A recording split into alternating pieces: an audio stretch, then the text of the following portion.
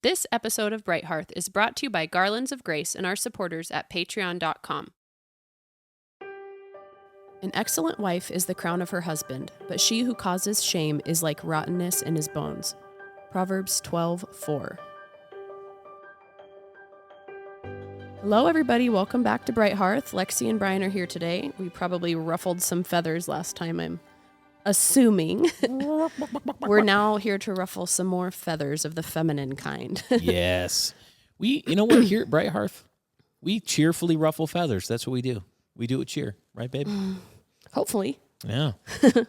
Lexy, you may remember last week, was a little bit under the weather as we recorded, and I regret to inform you that she still is a little under the weather because it's only been 8 seconds since we recorded. We decided to turn a profit on my illness and just record as much as we could because we have a baby coming soon. Yes, we do. We do. So we'll probably have a dark week or two here and then in the next few months. So bear with us. I know that you guys, are always looking for that Bright Hearth Monday morning drop.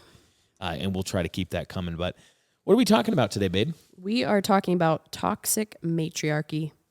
Toxic matriarchy. And why do you think we need to talk? Last week we started by saying, why do we need to talk about toxic patriarchy? And we talked about red pill culture, trad culture that's disconnected from the, an actual biblical foundation.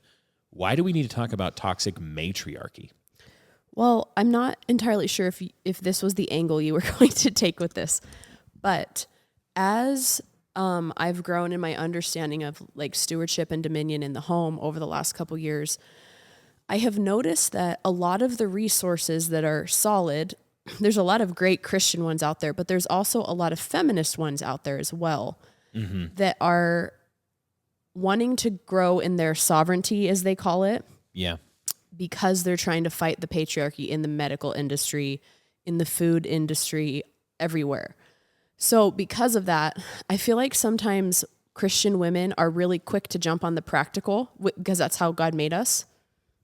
He made us to create beautiful things with our hands, but we can be easily fooled if we're not being discerning, if that makes sense, with our resources. So I have really seen a big uptake, specifically in the last year, surrounding this whole idea of like Matriarchy Rising is one that I've been seeing. Really? Building the Matriarchy Rising Festival. Total absolute witchcraft, 100%. So maybe some of it has been the Roe versus Wade stuff that's making this kind of come back up. Yeah. I think this needs to be talked about because just like with patriarchy, if we don't have a scriptural definition for what matriarchy is for, we're just duped all over again by the feminists. Yeah, that's why. So the default position, I think it's most of our listeners would probably find this obvious and already agree with this statement, but the default position that young women and young men as well are being given for what it looks like to be a successful woman who coming into womanhood is a default feminist view. So it's basically totally independent. I don't need no man. Basically, your sexuality is your power. You are anything that a man can. I saw one recently that was anything you can do, I can do while bleeding. Oh, and my God. And it was like, really? You can bench 3 plates while on your menstrual cycle? And it's like, obviously not. Men and women are different. You can't do anything a man can do. There are things you can do men can't do. That's just how God made the world. So that's the default view that people are being handed as they grow up. And so there's a vision for life that ends up being a toxically matriarchal world where you actually end up being ruled by school marms and feminists and HR Karens. And these feminists that I'm talking about would agree with what you're saying. They would say, science is so patriarchal that they're telling us we can do everything that a man can do, but we need to reclaim our matriarchy. Yeah. And, so and it's very subtle. And so I think it can be very dangerous for young women. Yeah. There's just like any movement that goes way too far one direction. Yeah. You have a reactionary movement that will rise up. Just like the red pill movement was a reactionary movement to feminism and to gynocentrism. And so you see this kind of like men go their own way, MGTOW, pro-strength, anti-veganism, anti-feminism. And I'm like, a lot of that's, they're actually correct in their assessment of what the bad thing is. Yeah. Yeah, this yeah, happens, exactly. and you're saying this is happening in feminism, where now there's a still non-Christian, Yeah. but it's integrating things like the uniqueness of femininity, leaning into the feminine form, leaning into feminine sexuality, leaning Yes. into fertility. Yes. But all it ends up doing is making a new kind of toxic matriarchy. Kind of leaning into fertility. Okay. What do you mean? Because it is witchcraft. So this matriarchy rising, don't go look it up, guys. I really had intended upon, I listened to a series of episodes from Cultish that was really good about somebody who left, what did she call it? The sacred divine womanhood, I think is what she called it. That is basically, it's like female sex worship weirdness. And then Charming. Yeah. So, and then I came across this matriarchy rising thing. And that's where originally months ago, I was like, we need to talk about this because these are people that my friends are listening to. Not like my friends, but like these are similar circles that we're all following and learning from. Yeah. Matriarchy Rising Festival. I started looking at the women who were teaching it. Some of them, one of them specifically is a lesbian who is spending the year teaching on fertility so that she can prepare her body for pregnancy. Another one is a woman who is all about fertility and left her husband for another woman. One of them is all about teaching women how to have herbal abortions. So and that's what I mean by they're about fertility on their own, to their own definition of fertility. Yeah. But if it crosses their definition of what being a woman is like, this isn't my season, then let's release the baby. Like, evil. You guys, it is witchcraft and it is wicked and it is disgusting. And so I don't want to give those women like a place in it. Just it's not good. Yeah. So that's what I mean is like their definition is still not a biblical definition of what a matriarch is. I used that verse from Proverbs at the beginning because I was thinking about Nancy Wilson's book. Is it The Silver Lining? The Silver Lining. Yeah. She does a really good job in there of looking at the Proverbs and showing like the Proverbs show that you can either be a woman who knows how to wear a crown well or a woman who is a curse to your family. And so when I look at this type of godless matriarchy, they want to build the matriarchy while they're murdering the matriarchy in their womb. But they're also trying to, it's because they're fighting the patriarchy at the same time and trying to reclaim this weird, like none of the, is it the telos that I'm thinking of? None of the end goal for them still goes back to glorification of the Lord. Yeah. So to be clear, listeners, we're not saying actually that there should be like the correct view is matriarchal. No. Right. No. Because when you say that you're like, when we say that the biblical vision, the normative, historical, and biblical vision for the sexes is, you could just call it patriarchal. It's father rule. Yeah. That encompasses a view for both men and women. That's not just saying like, here's what men should do. That's a vision for the home and the civil sphere in the church, where you have husbands, head of their wives, leading their homes, men leading in the church, men as statesmen and city fathers. And then underneath that, you have women who are fulfilling their teleological ends as the glory of man and as crowns, the life giver, yeah. and the crown and the adorning of mankind and the glory of man, like all of those things. And that when those things work together in their God-given ends, there's joy and satisfaction and peace and safety. And so there should be a kind of community of women where the older women are teaching the younger women how to be godly mothers in the home and how to be, the mothers of generations and all those things. But that's still, we're not saying that it's like we're aiming for like a matriarchal society. No. We're using that mainly because it fits so well polemically with the toxic patriarchy. Well, and maybe that's part of why the whole matriarchy thing is such a turnoff anyways, should be a turnoff to a Christian, is because that's not ultimately the goal. So some of the things that we're talking about here, correct me if I'm wrong, when we say, how does femininity go wrong into toxic matriarchy?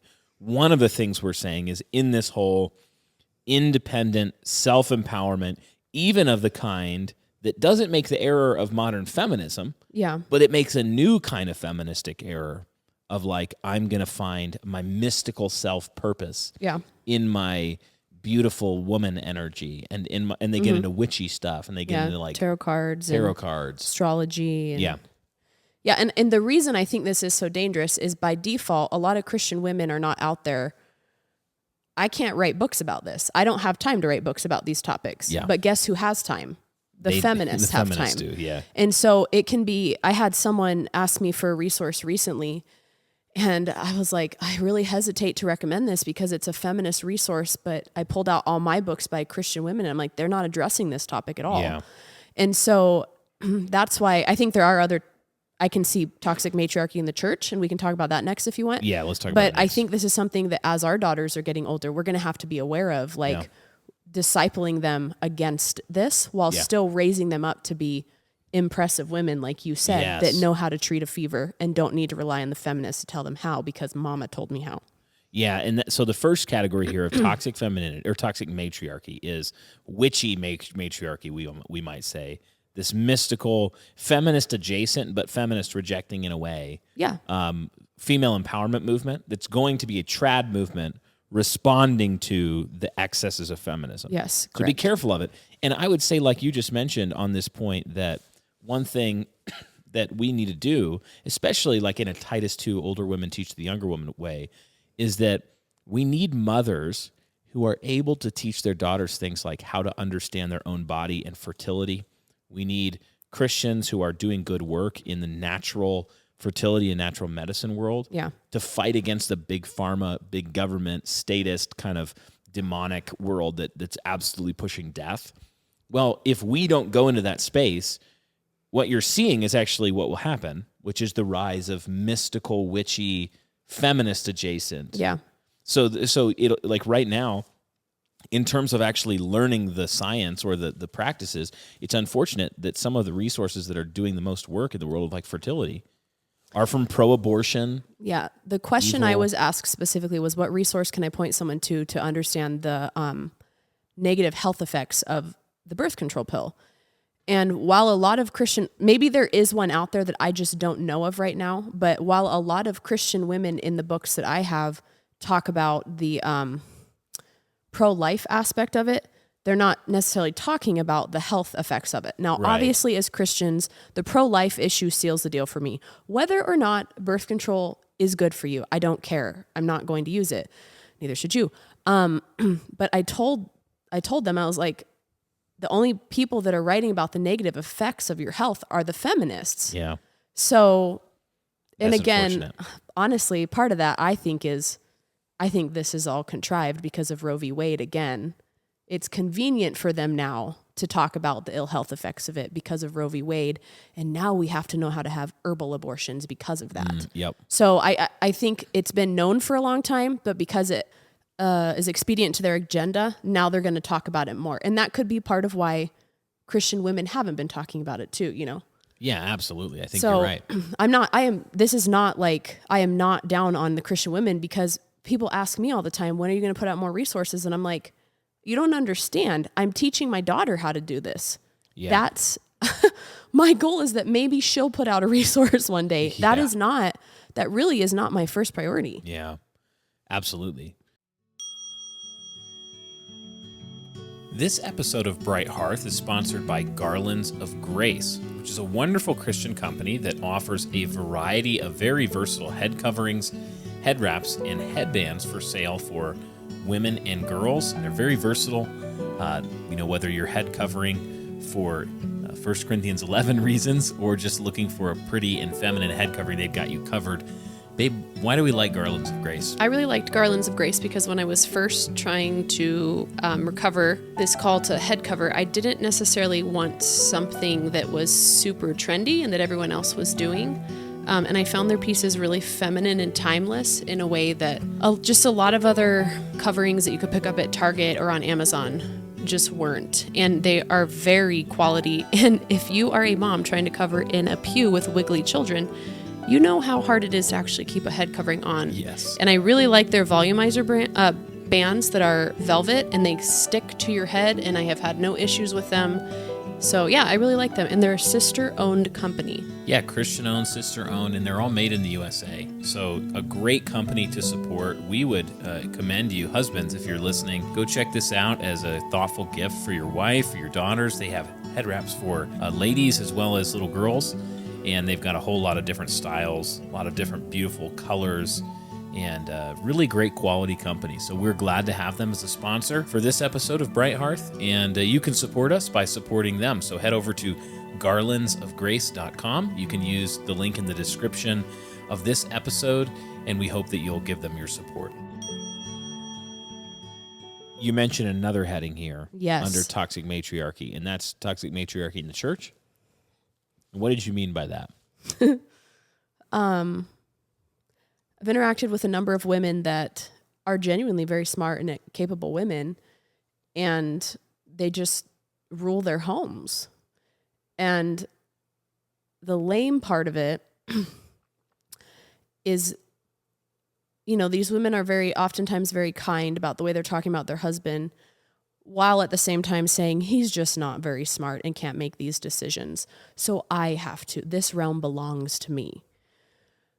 And obviously you guys know that we're not against women being, taking responsibility in the home, being given authority in the home. But at the same time, these women are unreasonable when it comes to allowing other other men to speak into their life. So you see this, you see it kind of in the older boomer generation where they're a little less clear on gender roles. So it's like the women's ministry is the thing that rules their family. And if the wife can't find a church that does her ministry, they won't go to church anywhere. Yeah. Or the woman she's such a strong teacher that we just have to find an outlet for her to teach in. Meanwhile, her family is like a complete wreck. So that's the other side of it, is like this woman who is genuinely gifted in some way, but she is still not using her gifting according to the Lord's purpose for it. Does that make sense? Yeah. So you can get this kind of we've talked about it before, where a lot of the time churches mistakenly establish as their women's ministry what functionally turns into a quasi-female eldership. Yeah. Where they believe the lie that unless women teach doctrine to women, that nobody will teach the women doctrine. Yeah. So they believe that they have to set up Beth Moores, and even if they're Beth Moores with good theology, they have to set up women to teach the Bible study class for women. They have to set up women to teach all of the systematic theology, and they need the midweek class that's led by women to teach all of these systematic doctrinal sort of things. And you can very quickly end up establishing a quasi-female eldership where you functionally teach the lie that God gave men to pastor the church, but those men can really only pastor the men. And the reality is God gave men to pastor the church, and that means that they pastor both men and women. Yeah. The male elders of the church are the ones charged with teaching doctrine, guarding doctrine. And so what are the women explicitly called to teach in the church? And it's older women teach the younger women to be workers at home, lovers of their husband, so that the word of God may not be reviled. Just go read Titus 2. And so we see that the primary, this doesn't mean that women are never involved in instructing doctrine anywhere at any time. Moms need to be equipped in good doctrine. No, yeah. So that they can perform the duties of being a mother so you can say, don't forsake the wisdom of your mother. Yeah, correct. Of course. And so that she can, counsel the other woman, her friends, and be a good and godly woman and friend. You need that for sure. But it becomes a toxic matriarchy and we've all heard of it, or many of us have experienced it, where churches are actually de facto led by a committee of women who rule over everything. Yeah. And and their word goes, and they know how to manipulate, and they know how to politic, and they know how to basically smush all of the men around them into doing whatever they want. Well, and I think too, I'll give an example in my own life. You did not grow up homeschooled. I did. That's right. So in my mind, early on in marriage, education was kind of my thing. And you, I think rightfully so, had delegated that responsibility to me, and you trusted me. So what ended up happening was, when you wanted to give advice in multiple areas, I thought, who is he to tell me? I'm the one that's read the books. I'm the one that was homeschooled. Who is he to tell me? Long, long ago, everybody. Yes. And I've seen this in other people where it's like women just won't let their husband speak into a certain area of their life. Mm-hmm. And that's absolutely wrong. Even if your husband is wrong in the long run, why not just be nice and listen to him? Why be a huge turd butt about it? Yeah. And just to be clear, Brian and I I could jokingly tell you respectfully, nah, and we could talk it out and it was fine. I submitted and you were right. About something. But there are other women that it's like, absolutely not, because this is my feminine domain and you get out of here. Yeah. Like they take that whole, I do have a real authority in my domain of being a worker at home and Waco despot. And then they end up saying like, basically, so husband, just shut up. Yep. Get out of here. Like another one could be the dinner table. Like, and now we're talking we're talking about toxic matriarchy at home, basically. Where you have the dinner table. She's like, no, this is what it means for my family to eat healthy. And I'm not even going to give a specific, it could be anything. It could be vegan all the way to, the stuff that we're into. Like it could be Weston Price and whatever, just Ray Pete, and doesn't even matter, let's say. And then he comes home and he's like, hey, honey, I don't like this food. I'm consistently not wanting to eat dinner at home and tempted to get a burger. Can you make me a meatloaf or whatever it is that would violate your food law? And she says, absolutely not. I will not feed my family such slop. Well, and again, it does come Toxic back to matriarchy. the woman being the one who is creating the laws. She's creating the standards. She's not letting scripture create those standards.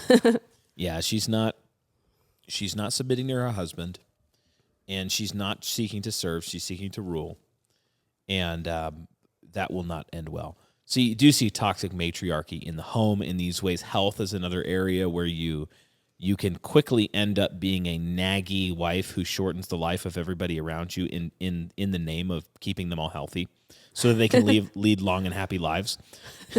You actually make they're wishing for a shorter life because they have to spend it with you. Like you don't want. That's toxic matriarchy. You see this in homes where the wife, there is nothing the husband can say that will not be met with argumentation from the wife, no matter what. I mean, it could be as simple as he's telling an anecdote at a store at a party, and she has to interrupt and correct what day it happened on, or what he was, some minor detail of the story. You see it with like homeschooling too. Yeah, homeschooling curriculums, and like there's almost any area that it could be.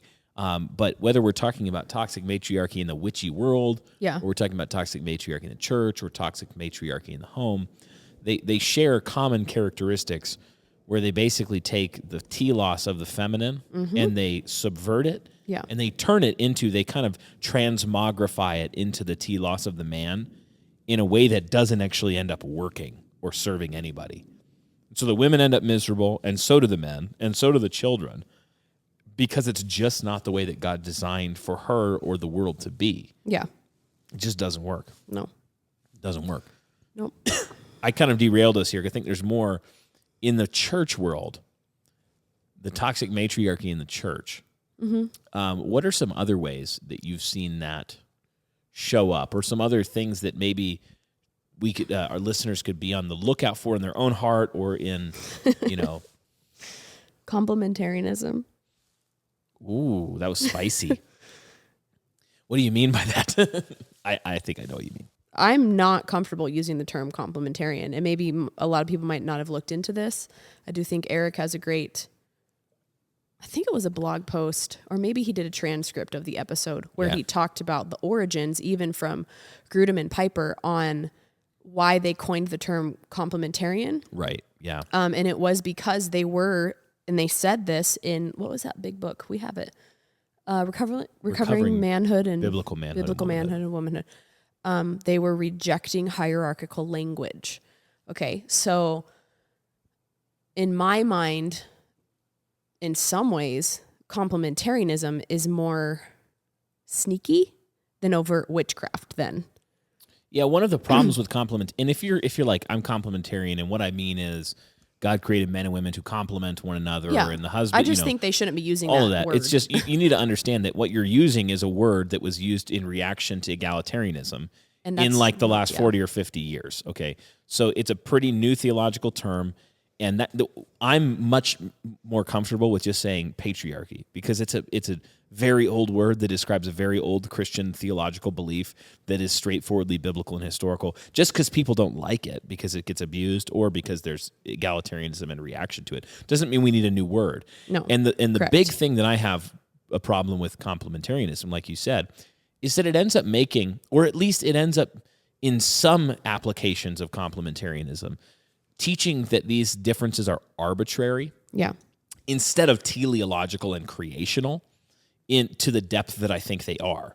So you also see in complementarian circles, you're much less likely to find people say something like, God designed for men to take headship ruling roles in the home, the church, and the state. So they're much more likely to say, like, yes, wives should submit to their husbands, yes, male-only pastors, but, like female congressmen, no big deal. You're much more likely to find that in complementarian worlds. And you also find that when you start asking the question of why ought a woman to submit to her husband, well, they'll say yes, because God said that should be. But then if you ask the question, well, why did God say that? A Christian patriarchy enjoyer, such as myself, will just say, God created the man for this role of rule in the home, in the church, and the state, and so he fitted him for it. That meaning masculinity is particularly inclined and suited and fitted for rule, and femininity is not created or designed or fitted for it. So if you'll hear in complementarian circles this kind of trope a lot of the time, particularly from pastors who are preaching on why men should be pastors only and not women. They'll say something like, man, my wife, or man, this other woman in the church, she could preach better than me.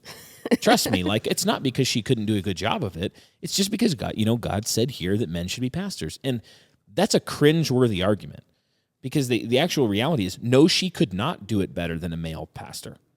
Because especially when you back up and look at it holistically, God designed the man to have that role and he fitted him for it. And he did not do the same for the woman. So if you just arbitrarily mix them up, it's not as if the only reason that it's wrong, that it wouldn't work, is because God said no. God said no because of the way he made men and made women.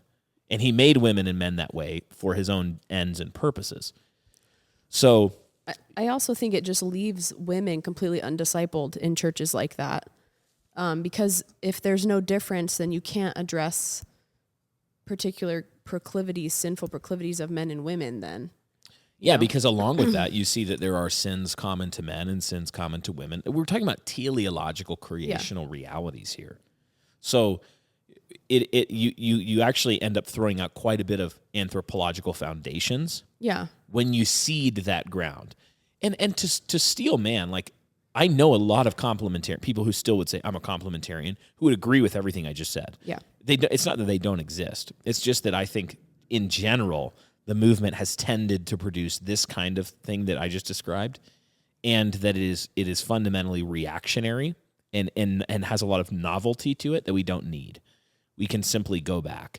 Well, and I remember when I think I've referenced this a little bit, when I was talking with Jessica Thompson and Elise Fitzpatrick about this on Twitter years ago, the only people defending her were unbelieving egalitarians. And it was like, that was a huge red flag to me, was like, even like, you don't even have other complementarians coming to your aid from within the church. All of the people defending you right now are people who are saying the word of God is not sufficient. And yeah, egalitarianism is a way to go. Yeah. So, and then I remember this was a long time ago. I was on staff with a magazine for years. And I remember I wrote an article about abortion, and I wrote a few other articles specifically geared towards feminine sins after that. And I was told that I was no longer allowed to write on women's issues. Yep. And I remember thinking, like, and this is a complementarian magazine, I just remember thinking, like, well, how are we supposed to help these ladies then? Yeah. Yeah, they're too hot button. Yeah. One thing you see in terms of the church world where you see a lot of toxic matriarchy is in the world of publishing, because there are more Christians active. There are more women active in the Christian church globally than men. And there are more Christian women in evangelical Christianity in the United States by a lot than men. And so who are the people who are buying the majority of published Christian marketed books and podcasts and resources? It's women, not men. Yeah. Women consume far more Christian content than men do. Yeah. So what that does over time is it creates a temptation or a pull for publishers and writers and authors and pastors as well to make content that is saleable and marketable to women. That's a good point. Yeah. It's attractive to women. So you end up with pastors using more of a feminine adjacent tone, or writers or books being published. And that's why, you're not allowed to publish those kinds of books anymore or publish those kinds of things anymore in that world, because you're actually upsetting the marketing apple cart.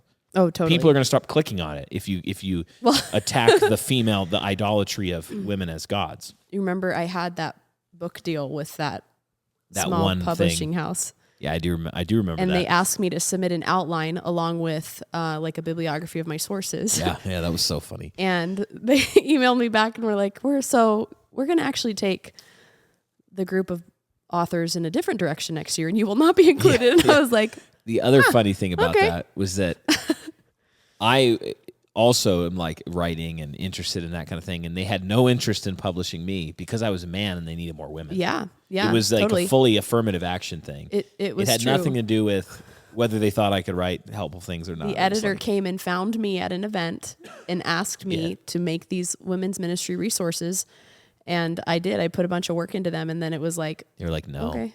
So... It was too based. This is... And, honestly... This is part of why New Christendom is something that... Yeah, New Christendom Press. Like, we just kind of realized I didn't want to compromise. I don't need a platform. I don't want to compromise. Yeah.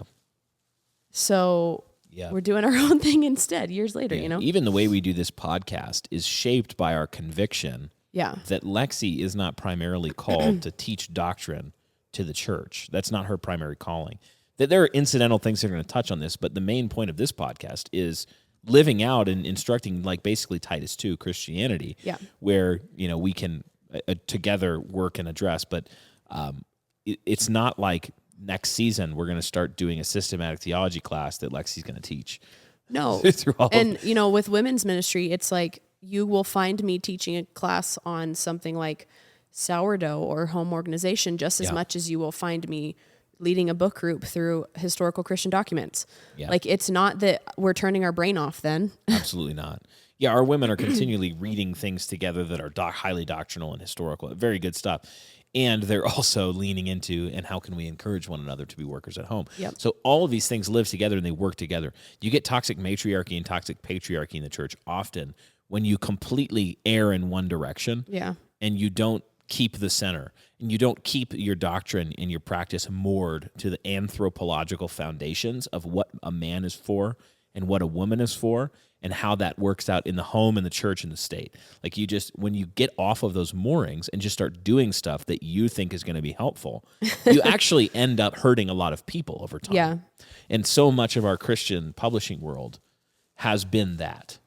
It's been saying like, oh, what would be, it would really show the egalitarians that we love women too if we started propping up basically this class of female teachers.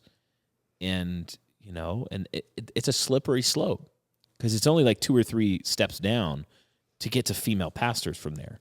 And then from there, it's only a few steps down to full LGBTQ affirming and Unitarianism and Universalism. Yes, some of these platforms we left do now have female preachers on stage. Yeah. So they 100% do.